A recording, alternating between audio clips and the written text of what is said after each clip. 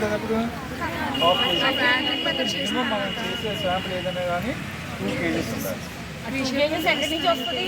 ఈ అన్ని points జిగ్జాగ్లో Z ఉన్నదా ఇలాగా, ఇక్కడ ఒక 3 మధ్యలో ఇలా డయాగనల్ షేప్లో వస్తుంది కదా, అక్కడ ఒక 2 మళ్ళీ ఒక 3 అలాగా జిగ్జాగ్ వేసుకుంటూ వెళ్ళాలి మనం మొత్తం ల్యాండ్ అంతా.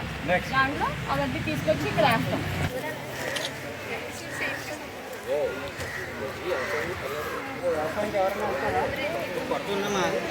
ఏజీబీఎస్సీ గారు వెళ్దాం అనుకుంటున్నా.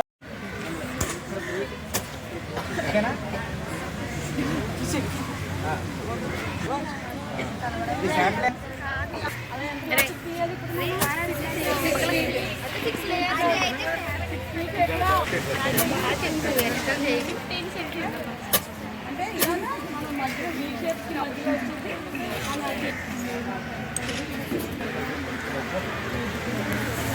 దేవి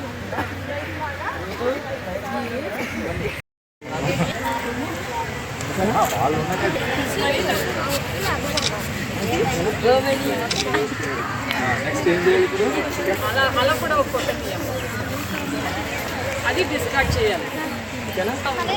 చేయండి అది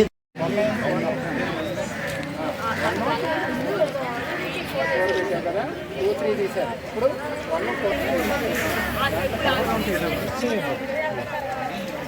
చేశారా?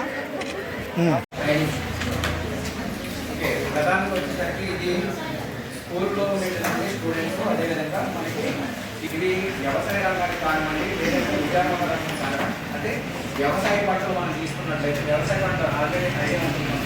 వ్యవసాయ పంటలు చెప్తారా?